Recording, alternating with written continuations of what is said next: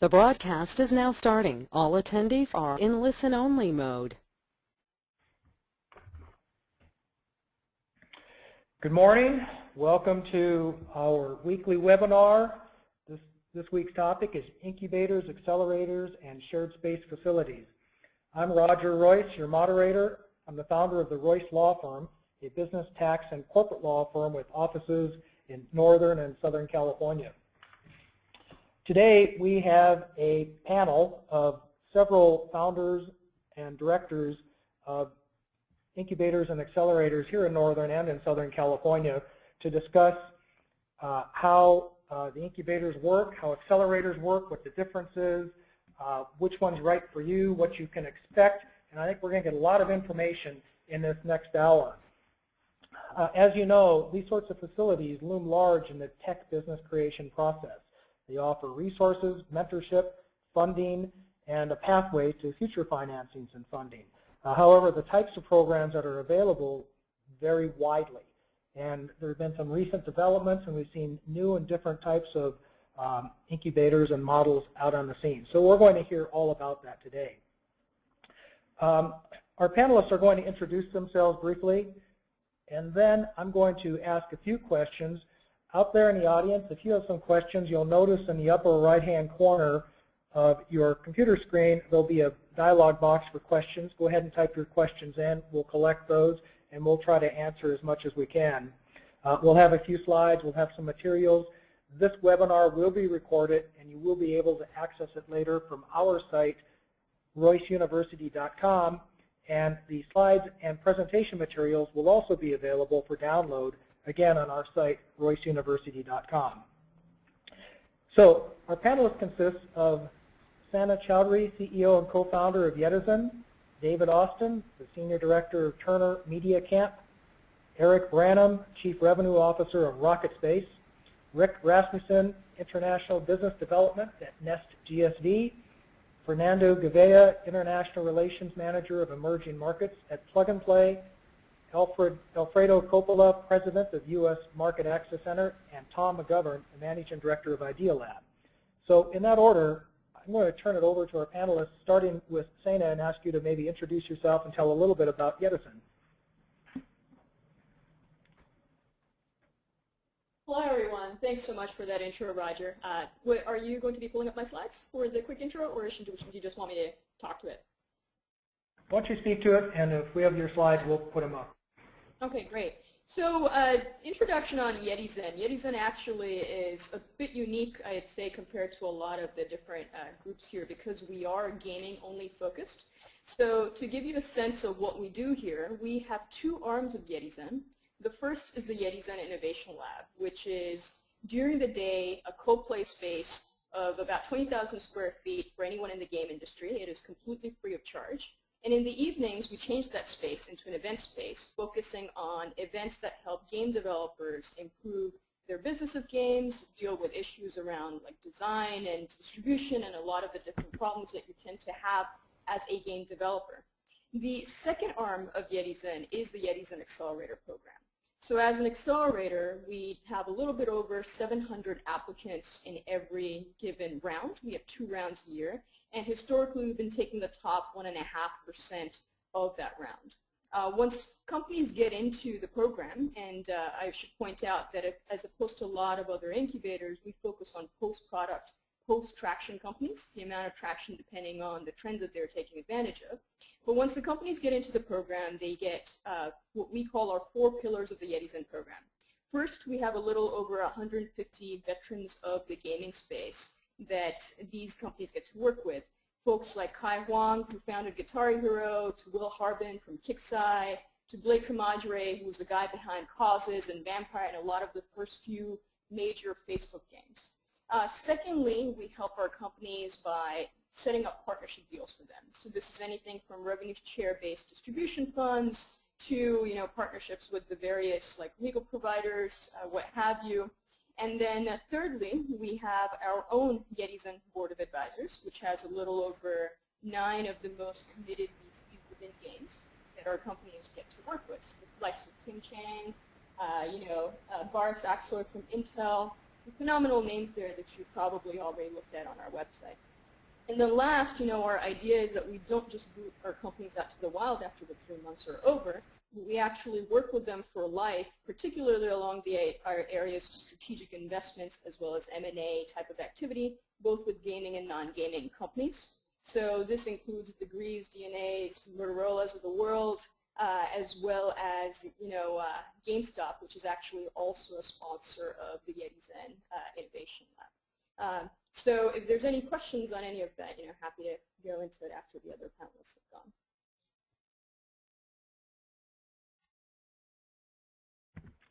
Okay, thank you, Sen. David Austin, Senior Director of Turner Media Camp.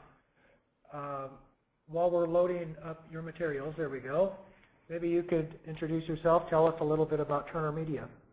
Absolutely. So, hi everybody, thanks for being on this. So Turner Broadcasting, people may or may not have heard of, is a fairly well-known brand. It's part of one of the Time Warner companies. Our main companies are, our main brands are CNN, Cartoon Network, things like that. We also have a pretty healthy digital group doing things for those brands as well as for things like the NBA and NCAA. So we're pretty heavy in the media side. We opened a San Francisco office about a year and a half ago, focusing specifically on media and media technology companies. We started the Accelerator Media Camp last year as well, announcing last year at South by Southwest. Our first class was last June through September. We had 6 companies. All focused on being very much media-focused technology companies. It's kind of a vertical. It's very specific. It's like Edison for games, but it's for media-specific. So that's kind of what we focus on. The main things we bring, like most accelerators, is a normal 12-week program. We're trying to basically reinforce Turner as a brand in the media space, strengthen our connections, and we try to do workshops and stuff during a 12-week program. We are focused on media only. So we're looking at technology companies that are less than a few years old, generally have a shipping product though as well, but are pre-VC money. So it's kind of very specific. We're trying to give these companies in our program traction in the marketplace by working with our brands. We take each company and we find individual mentors inside of Turner or Time Warner to work with them hand in hand throughout the program. We look at the 12-week program as sort of our intense dating relationship, part of our relationship, and then we'll work with them long-term after that as well. Each company gets $20K. We take whatever equity that means for the company. So it's not financially driven. So if they have an open note, we take $20K, whatever percentage that is, that's all fine. We don't put any ropers or right of first refusal or anything special on the agreements. Because again, this is very much a strategic play for us. It's not a financial play. We're trying to just basically seed more technology companies doing things interesting in the media space. 6 companies last year, which we show on the slide there, which is all done very well. We kind of look at ourselves also as a graduate or postgraduate accelerator. 2 of our companies were from previous accelerators. Shoot was a Y Combinator company, and SwitchCam was a 500 startups company, and Showbox was actually from Founders Den. So we try to work with companies that have, not the early stage, but pretty much they've already have their idea, their shipping product, and they need traction, and that's what we focus on. And I can answer, obviously, happy to answer any more questions as we get into this. Okay, thank you, David. Erik Brann, Chief Revenue Officer of Rocket Space. Could you tell us a little bit about Rocket Space?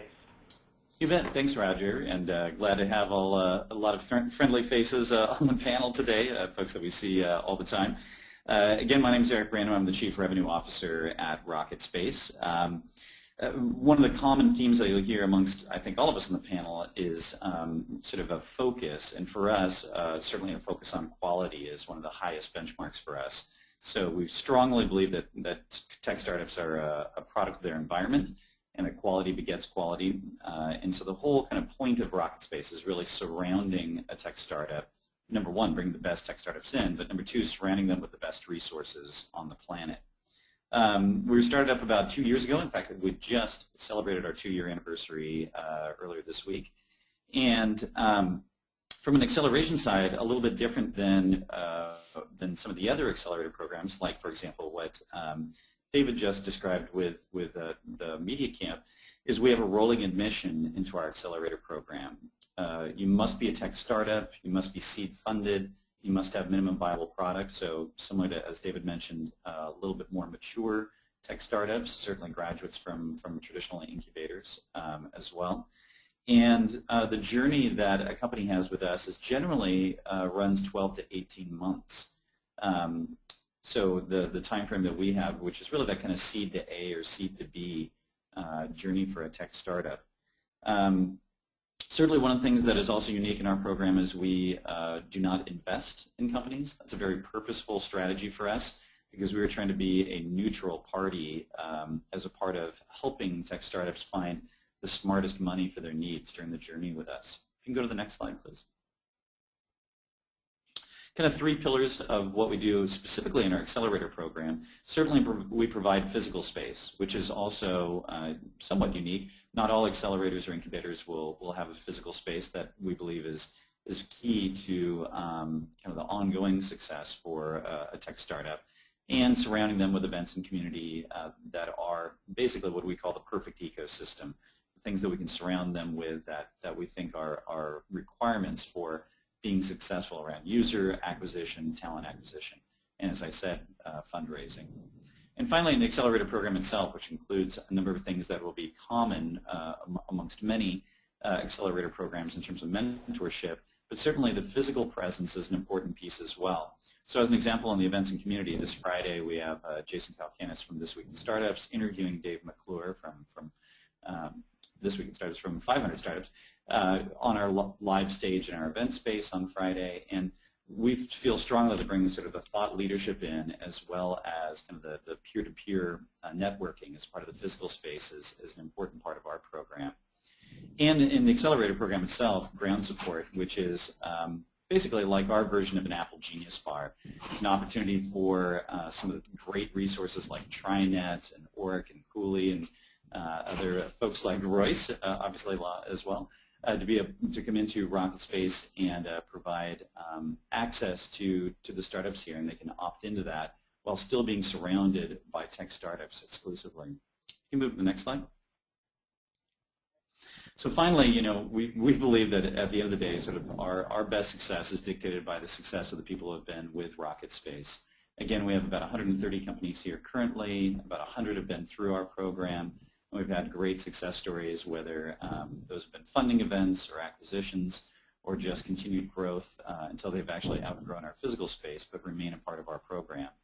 And a key part of that program is our corporate innovation program, which allows us to team with folks like Turner Media Camp and others to gain access to some of these extraordinary startups that we have. Over to you, Roger. Okay, thank you, Erik. Rick Rasmussen, who is here with us today in Palo Alto, he's International Business Development at Nesta GSV. Great, thanks a lot, Roger. Nesta GSV, we're probably the newest and certainly one of the largest accelerators here in the Bay Area, located in Redwood City, sort of halfway in between San Francisco and San Jose, and near Facebook, near Santal Road, near Google, all the prime locations in and around the valley. We're 70,000 square feet, room for 500 entrepreneurs. We opened our doors on September 27th officially and have 55 companies under roof at this point in time. And we're seeing an onboarding pace of around 4 per week currently. We pride ourselves on our community. So we are, as our founder, Kay von Boerman, will tell you, an incubator. So it's not an accelerator, not an incubator, but an ecosystem that surrounds ourselves with a community, and the community is tied around startups. So we run a series of events, typically 3 to 4 per week. We have a full-blown MBA-style education program and classes that are held on an ad hoc basis all the way throughout the week and the months.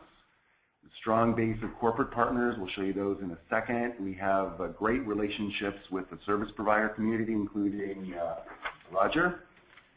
We do have real estate, although we don't center ourselves on real estate. Real estate is a portion of what we do, and it does serve as a center, but we do about a third of our clients are actually outside of our building, and we service people not only in the area but across the country as well, trying to get them to connect well with Silicon Valley by way of partnerships, customers, and the resources they need to grow. We have two funds. Both are co-investment funds, a Series A fund, which is about $35 million in size, and a small seed fund that is a co-investment fund where if an entrepreneur does receive funding while they're under our roof, then we can come alongside other venture capitalists or angel groups.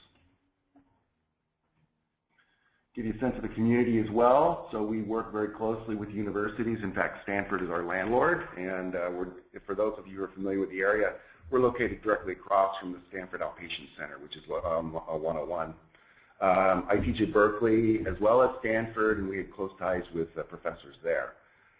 We do work very closely with a large number of VCs. We have about 60 different partnerships that we work with on a daily basis and do introductions between our entrepreneurs as well as and VCs and angel groups. I'm responsible for international partnerships. My background was working with the Canadian consulate for 3 years and developing their pipeline of companies, and have done so with Belgium and other countries as well. On board currently are Australia, Portugal, Ukraine, and others soon to be announced. We do, like I say, a lot of work with service providers as well as public corporations, and those introductions are really key to our entrepreneurs and getting them the resources they need to grow to the next step. Angel investors, and we also work well with a lot of the other incubators and accelerators in the community. Gives you a sense for the space. It's wide open, it's very well lit, it's just a nice place to be. Please. This is Kayvon Bormond, who's our founder. He was one of the co-founders of Plug and Play and took that vision and has turned it more or less upside down, considering us to be more of a services company than a real estate company. Give you a sense of the space. Though we do everything by the desk, that gives you a sense for the community. It's intentionally wide open. We're not a set of cubicles, so that everybody on the floor has a sense to communicate, share best practices, share ideas. And there's 22 conference rooms within the building so that people can meet privately in case they choose to do so. Again, events, we run 3 to 4 per week, although in November we did 30, often as many as 4 per day while we were going on. We're centrally located. We're a great hub for the community, do a lot of pitching events, again, classroom materials. We had a big session with Bing Gordon of Kleiner Perkins last night. We're doing an entire session with Japanese companies coming over and introducing the Japanese community tomorrow, just 2 examples. We have an international expansion program. We're currently located in Silicon Valley, New York, Dallas, and Madison, Wisconsin are all opening between now and second quarter. And I'm responsible for setting up facilities outside of the U.S. No announcements to date, but those will be imminent. We just give you an idea that we are targeting geographies around the world. And what we do is we interconnect all of our facilities so that if, as an example, one of our corporate partners puts out a call for the top mobile security apps around, we can reach throughout our entire network, not just in Silicon Valley, but in New York, but in Europe, but in Asia, and find the best companies to bring them forward so that our corporate partners or service providers, whomever makes that request, has access to the best companies in that given space, regardless of geography. So we're setting up a worldwide network, and you'll see that roll out all the way throughout 2013 and 14. So that's Nesta GFC, Global Silicon Valley. Thanks. Okay, thank you, Rick. Fernando, can you tell us a little bit about Plug and Play? Sure. Good morning, everybody, and thanks, Roger, for this opportunity. So to go quickly, I mean, we started out as a real estate play as well in the 90s. We had an office space in Palo Alto, had a few companies that went by and were wildly successful, like PayPal, Danger, Logitech, etc. And so that sparked the idea of really setting up a center, a building where we could really concentrate all the resources that an entrepreneur needs in Silicon Valley. So we opened Plug and Play in 2006. We're based in Silicon Valley as well. We have 3 offices here, one in Redwood City, one in Sunnyvale, and one in Palo Alto. Next slide, please. To give you guys an idea, so since then we've had over 1,200 companies come through our building. At any given point we have about 300 startups based out of our headquarters in Sunnyvale. But what we try to do is really maintain this community and stay in touch with the companies that have gone through our programs. Overall, at the end of the day, our objective really is to invest in good companies and actually co-invest with the venture firms here, both angel groups, institutional VCs, corporate venture arms, and we've really built this relationship with both corporations and VCs. At the end of the day, like I said, we're trying to concentrate the resources of Silicon Valley in one place. And next slide, please. And I think this kind of sums it up. So the way to see it is, imagine you can come in through the door and imagine Plug and Play as a menu of services that you can ask for example, office space for 4 or 5 people. You can have access to the data center, mentors if you're looking for business development opportunities, investors, etc. You can access all that from here. We've pretty much built a number of programs from different perspectives. So we have a university program that's very similar to a Y Combinator, where we source business plan competition winners from different US-based universities. We have corporate accelerators, so we've launched an accelerator with Volkswagen. We're looking to launch a few others. At the end of the day, what I do is I help run the international side, so I'll talk a little bit about that more later. But like I said, at the end of the day, our focus really is to invest in companies. Next slide, please. So we've built this community with the VCs here, and the whole idea is that we act as a middleman between the entrepreneurs and the VCs. So instead of a company approaching, let's say, an Excel Partners and trying to get a meeting with them, we approach them on behalf of our 300 companies and try to get them to commit to a time and date to come in. So at the point where we know which firm is coming in, how much they invest in companies, what sectors they're looking to invest in, there's people like myself that will source for companies in those spaces, in those sectors, that we can have them present one-on-one to a VC. And this also goes to corporations, from automobile to insurance to digital media companies, all the way to companies like Swarovski that are making crystals, or Johnson & Johnson, etc. You can see who's coming on our homepage. There's a calendar for February, and you can kind of see who's coming by. Next slide. So for 2012, we really focused on the investment side and not just on local companies. So we're also investing abroad. We've invested in companies in Europe and Asia and Latin America as well. At the end of the day, we try to remove ourselves from the politics, no matter where the company's coming from, whether they're a young, recent graduate to a successful executive from a large company from outside this country. We want to be able to help them here. What I do here is I help run the International Accelerator. So next slide, please. And for 2012, I mean, just to give you guys a snapshot, we had over 100 companies come through our program. What we do here is we will approach, we do a lot of research in terms of which countries are investing in entrepreneurship, innovation, technology, and we try to identify a partner in these countries that we're targeting that have an incentive to help international companies come to Silicon Valley, so that as opposed to them arriving at the San Francisco airport and wondering how to get in touch with potential partners, we kind of give them access to this whole community that I just explained. They have access to everything over a 3-month period, and that gives me and our team the opportunity to work closely with them and understand what they're looking to get out of being in Silicon Valley. And this is all paid for by the partner, which typically is a government agency. So the entrepreneur isn't spending anything. He gets to come here for a 3-month period. They have dedicated people like myself to help them understand what they can and can't achieve in Silicon Valley. We have the opportunity to work closely with them, and then at the end of the 3 months, if everything's going well and they're looking to expand here, we look at potentially investing in these companies. So, all right, back to you, Roger. Okay, thank you very much, Fernando. Alfredo, can you tell us a little bit about the U.S. Market Access Center? Yes, thank you, Roger. Good morning. Happy to. So I'll just give you a quick overview of USMAC, how we're different from many of the other organizations we heard from today. Is we are a not-for-profit. We were spun out of the San Jose State University Research Foundation 17 years ago, and primarily was a real estate play until 4 years ago when we took over. The other part that's unique is all of our business focuses on companies and startups that come from outside of the U.S. So a couple of statistics currently between our San Jose facility and Rocket Space, which we are proudly co-located and proud sponsors of.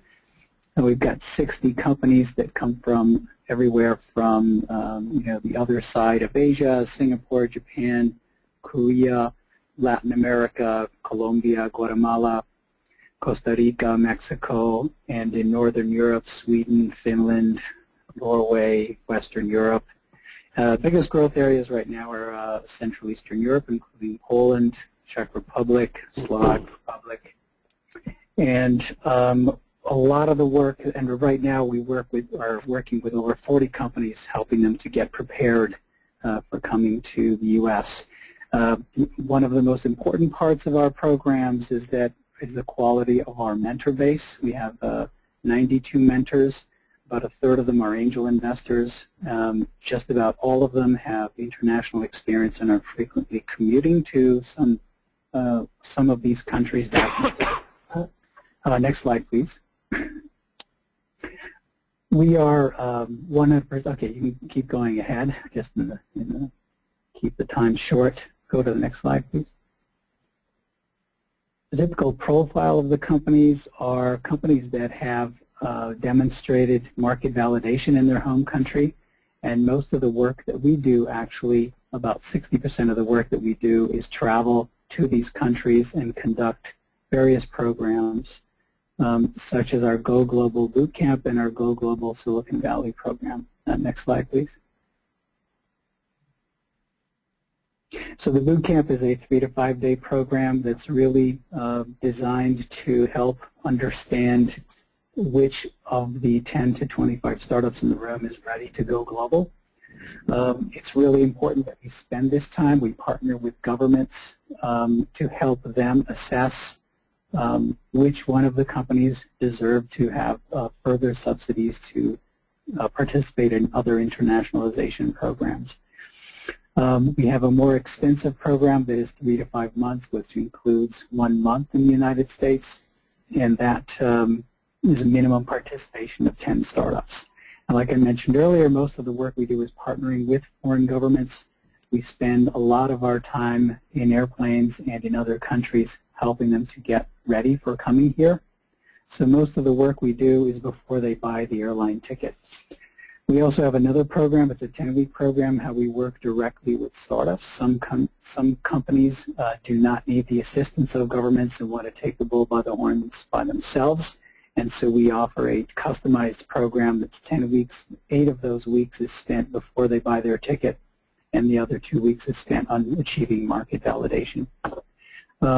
Our main business model is we do help companies to become successful. In the end, we have partners that include service providers and investors. The investors like working with our companies. The investors like working with our companies because we have provided a market due diligence process, which is very important because they do not have the time to travel to all of these countries and look for the best companies. This is just a snapshot of the programs we've conducted in the last 3 years. We're very pleased to say that 9 of our companies have raised over $94 million as a result of working with us. And you can just look at the number of mentoring hours that we have allocated just in the last 2 years. It gives you an idea of the amount of help that these companies ask of us before they get their airline tickets. I think I'll just stop there. Thank you very much. Okay, thank you. And Tom McGovern, can you tell us a little bit about Idea Lab? Great. I've had some audio problems. Can you hear me now? Yep, hear you fine. Okay, great. And also, if I can show my screen now. Okay. Just a second here.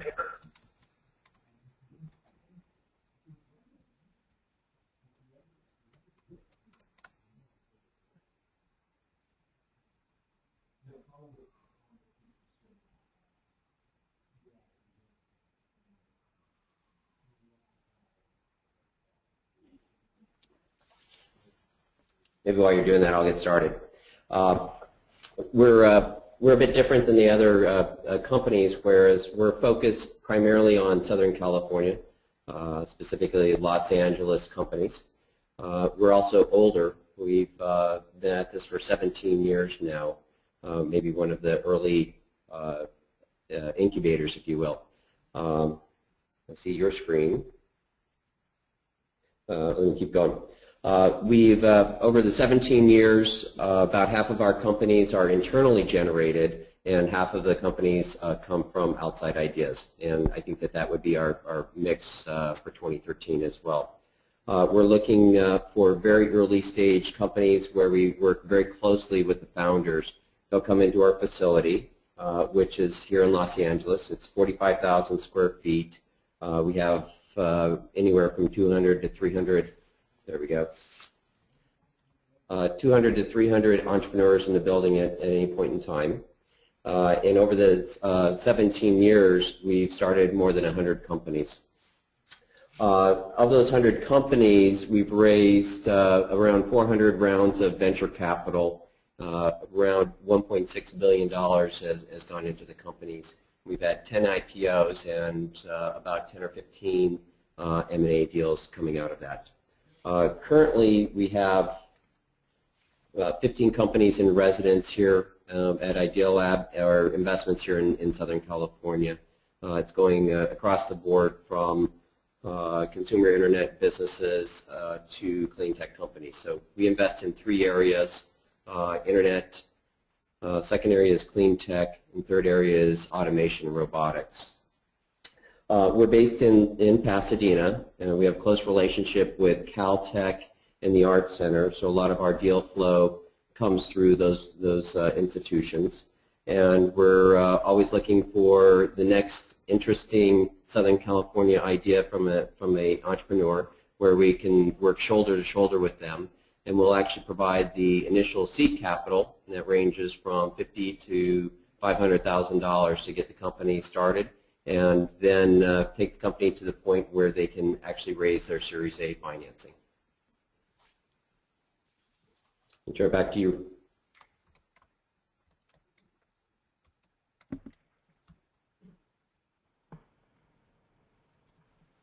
Okay, thanks a lot, Tom.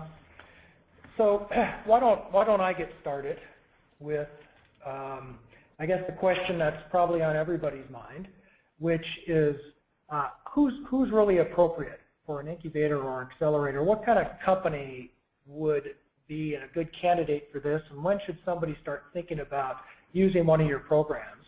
And I think maybe we'll start with Santa from Yetis, since I know you have a very targeted, specific sort of industry. Yeah, so typically Yetis and we take only gaming companies, right? So you are either a game studio or a gaming technology or game platform that services game developers as they build their games. As they build their games, put the game out there and launch it, so either in business end or production, right? So that's a very specific set of companies we're looking at. So if you are doing something in consumer web that is not related to games or is not a gamified approach to a real-world problem, generally you probably would not be a match for us. Now that being said, assuming you do fit that criteria, the next thing that we look at is that we are actually a later stage accelerator rather than an incubator. And the difference is we look at it, because I know these words are used quite a bit across the industry, but the difference in our minds is that accelerators generally work with post-product, post-traction companies, as opposed to individuals with an idea on paper who are still in the process of developing it out. So on average, in the companies that we have taken in Yetis Zen, our companies are already funded for anywhere between $50K to $1.5 million in funding at the time they come to us. They have not only made a product, but also put that product out there in the market and have some traction, whether that be user base, whether that be unit economic metrics, to show how that's actually been performing.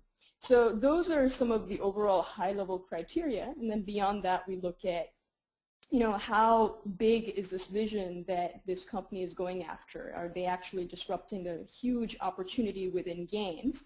And if they are, then, you know, what do we actually feel about the team? What we think about the risk opportunity for that vision versus everything else going in the industry. So at that point, it becomes a lot more granular about the opportunity and the individuals involved themselves. Great, thank you. Does anybody else want to jump in and offer their view as to who's a good candidate for an accelerator incubator program?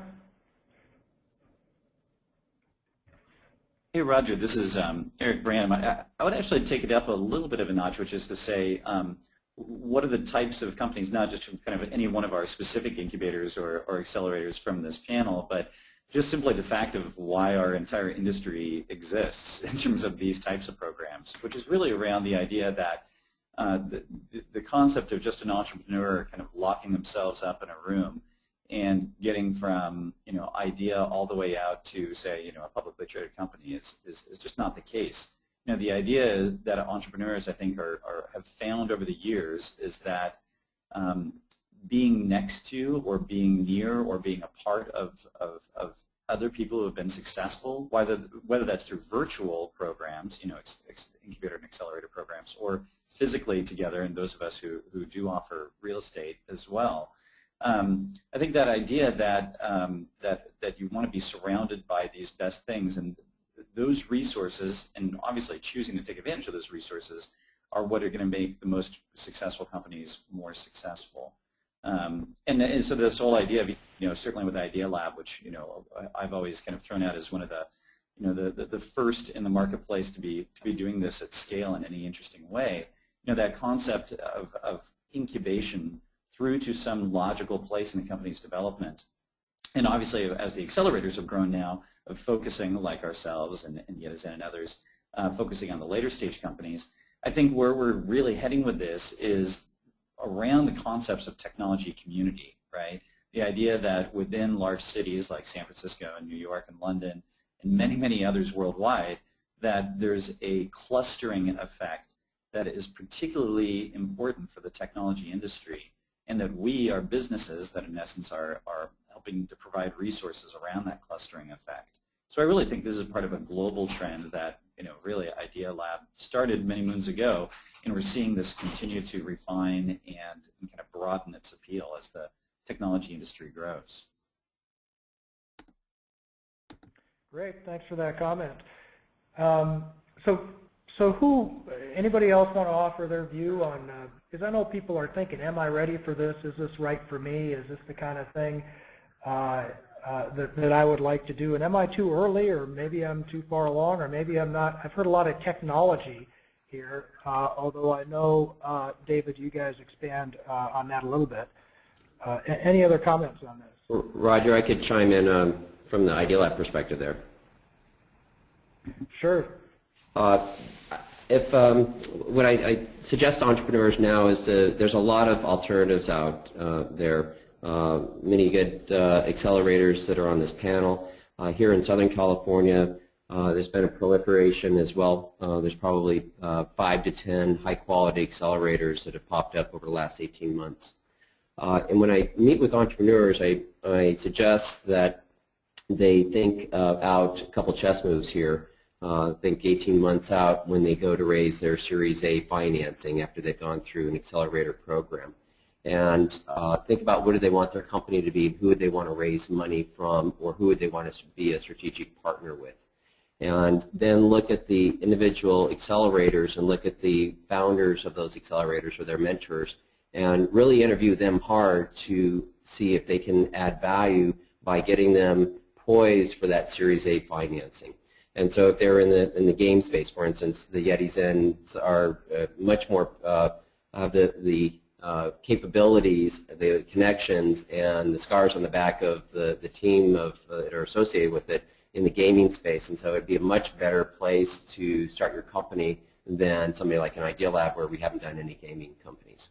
And so I think that there's a lot of similarities among, at least here in Southern California, of the different accelerators.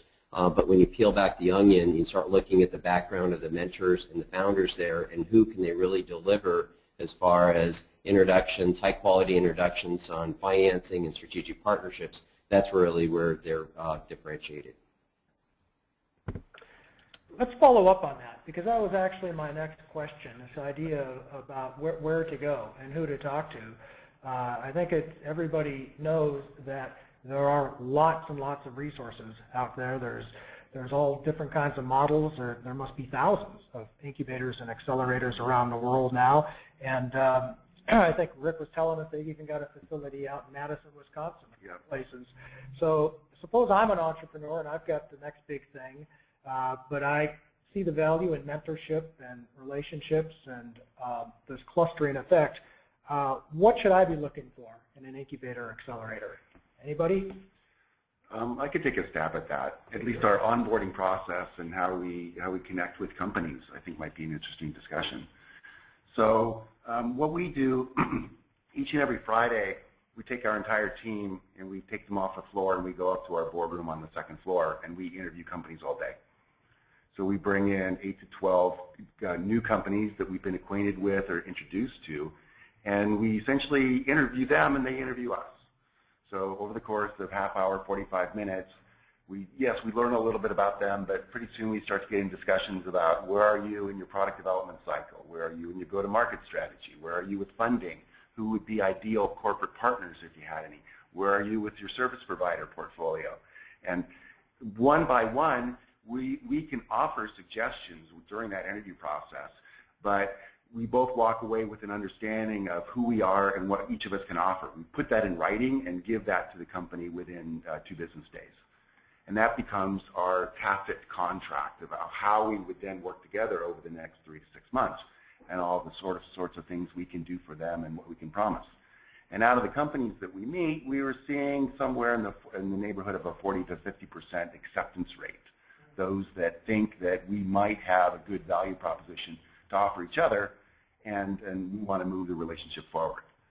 So it sort of answers a couple of questions. Who's ready? Well, you sort of jointly decide right up front who's going to be ready, and then you start off with a good relationship. It's not just a seat at a table. It's an actual discussion amongst the entire team about how we can help the company move forward.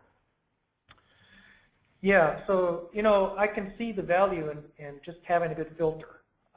It sounds like with acceptance rates, that's the filter. So the other end of that is if I do get into one of these programs and you do accept me, how likely is it that I'm going to succeed? Am I guaranteed success? Does anybody want to maybe talk to the likely success rates? So if I can chime in, this is Fernando. I think that's a question that I'm sure all of us get asked, right? At the end of the day, for some reason, people are associating success based on the number of companies that have raised investments, and I think that's maybe partly due to the media's fault of kind of making that seem like it's a goal, right? But pretty much, from if I can speak for all of us, success can be based on a number of things, right? When we accept an entrepreneur to come into our program, and from plug-and-play side, companies can have different objectives here. So speaking from the international side that I work with, companies can come here to either do some market research from a very, if it's a concept stage type of company, but you can measure success based on how much research they've done in identifying the market positioning, the product positioning. Sometimes they come here to build advisory boards. Sometimes they come here to successfully hire a technical person that can kind of, or a community evangelist, things like that. So it's a little bit difficult to track, let's say, and say that 40% success rate, right? Because at the end of the day, each company has a different objective. So when we look at which companies we should accept into our programs, I think there's a good bias towards what their objective is for coming here, right? So let me give you an example. If a company is coming here and they're very early, they're more in the concept stage side of things, we look at more introducing them to other entrepreneurs that are in a similar sector, potential mentors to build the advisory board.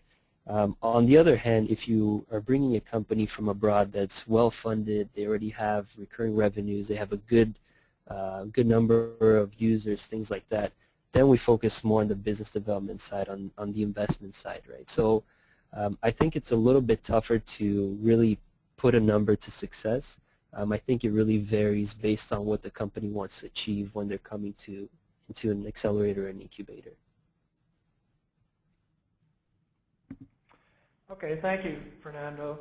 You know, it all sounds really good. I mean, I'm hearing a lot of good things here about achieving goals and reaching metrics and getting what the company needs. But one of the questions that's now coming in from our audience is they're wondering, well, what's this going to cost me?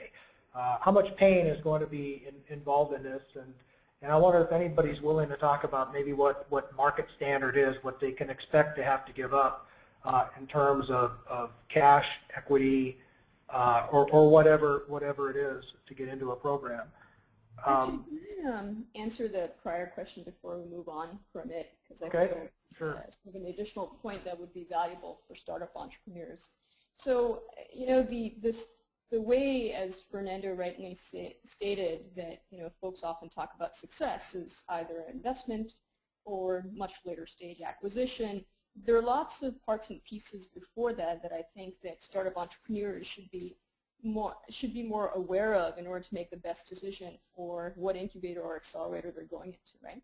So for the sake of simplicity, let's just say that every startup that ever gets started has 4 overall phases, right? It has discovery, which is discovering, you know, what is that product market fit? What is it that I'm really in the business for doing, right? Validation, which is basically validating that this is true, there is a large market out there for it, and, you know, I can actually make a big business around it. And then there's efficiency and scale, which are pretty self-explanatory.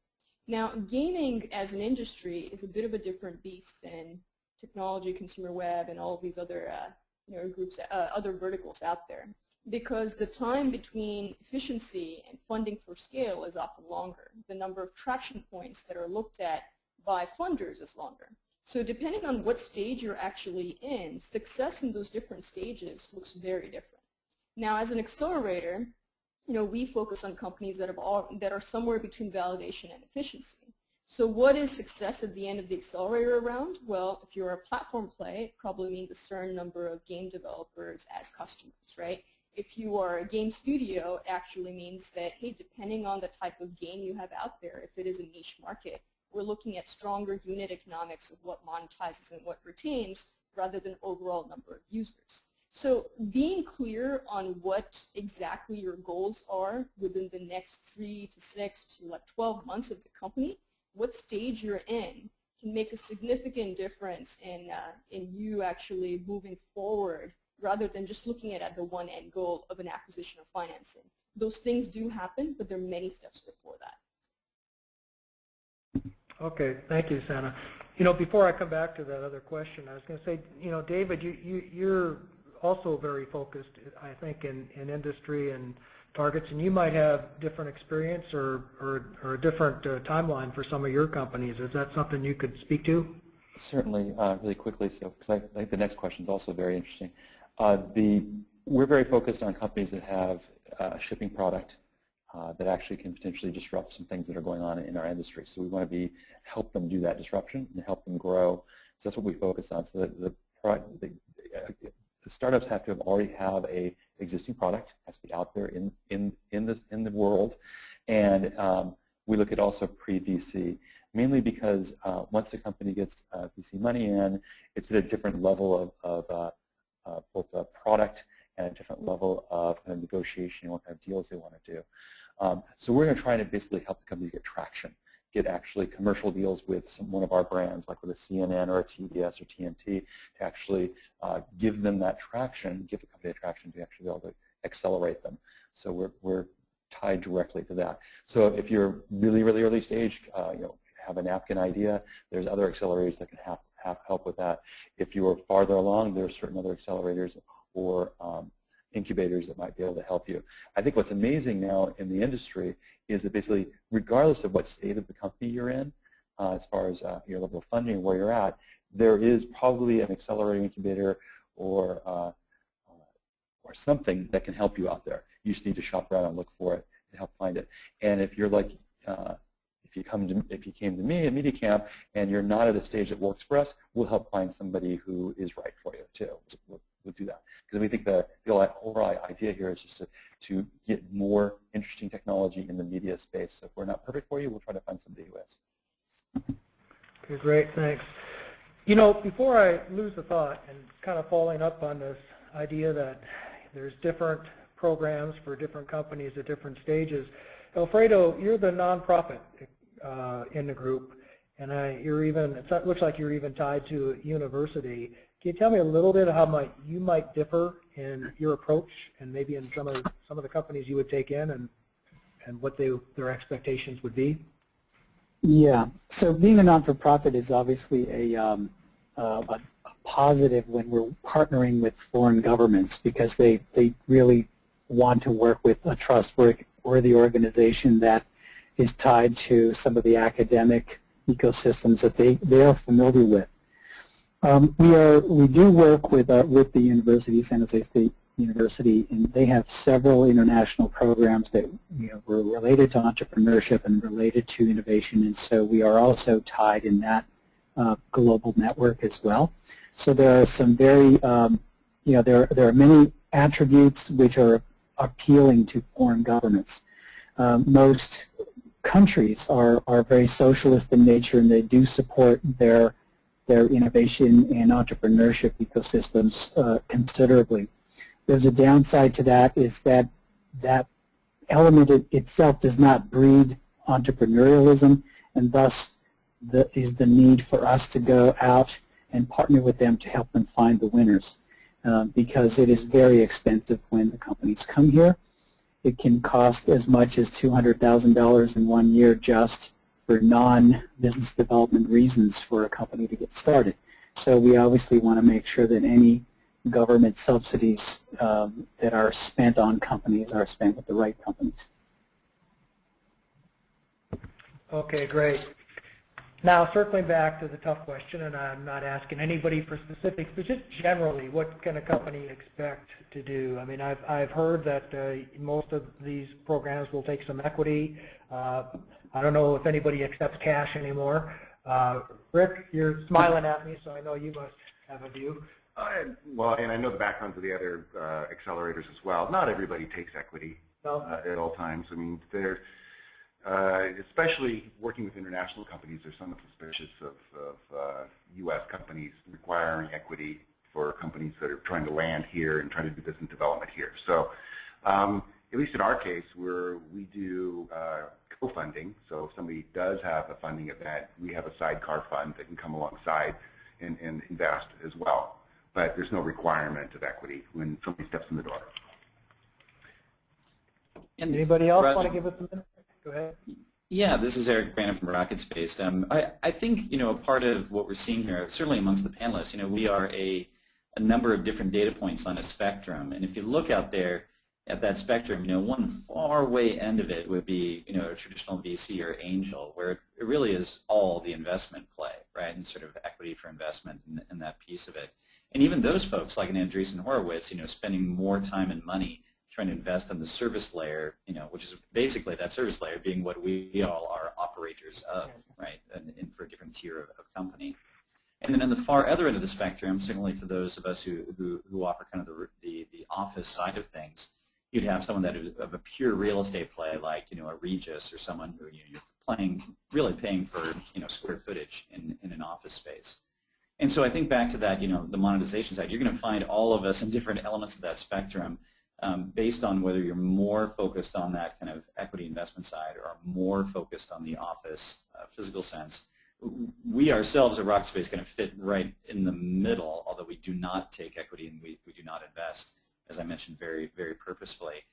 Our model is really a membership model. So individuals and teams are members of Rocket Space. and we price out the membership based on certainly access to the kind of office as a service layer, all the stuff that's here that allows you to work and get your job done, but then the accelerator program on top of that as kind of one all-inclusive fee. So that's how we view it, as really a services model, and certainly others who provide a different level of fundraising, certainly there's an equity piece to them. Great, thanks. So, in our last few minutes here, I wonder if each of the panelists can maybe give us one good takeaway, one good tip that our entrepreneurs out in the audience should know about this before they embark on this journey. And why don't we just start right in order. Santa, anything that we should walk away with? I'd say what I mentioned earlier in terms of being really clear about what are the different stages of startups out there, and where do you fit into that? And within the specific space that you're choosing, whether it be gaming, whether it be consumer web, what is generally that pathway like for a startup? And at that point, what is it that you do have? What cards do you have to play with internally, as in your own funding, your own competencies? And what don't you have that you think someone else, or an accelerator, an incubator, or even a set of advisors might be able to help you with? Being clear on that early and reviewing that and reflecting on that often, I think, is the key towards entrepreneurs making really strong decisions about where they go and what they're trying to leverage as they grow their companies. Okay, thank you. David? I guess the last takeaway I'd say is to think of each accelerator or advisor or anybody you're working with as a relationship. And these relationships are hopefully going to last a long time. And so think about it that way. Think about, who do I want to have this kind of relationship with that's going to be with me for a lifetime?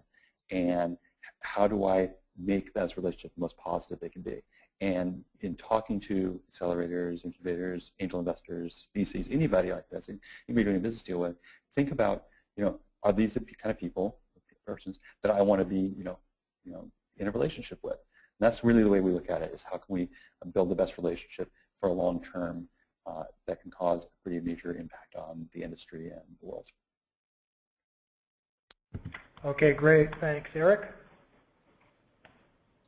Yeah, I think it's really simple. This is kind of a plug for all of us, but you're a product of your environment, right? So if you want to join and take part in, as David said, the people and the resources that in your particular sector or just where you are in the stage of your development, number one, there's a place for you amongst the incubator and accelerator scene, and I think that as companies look to see who they want to emulate and who are the great signs of success that they're shooting for, that there's a great place for them in all these programs.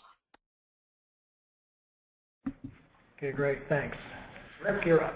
Yeah, those are great thoughts, both from David and Erik, and I just wanted to echo it. It's almost like choosing your university.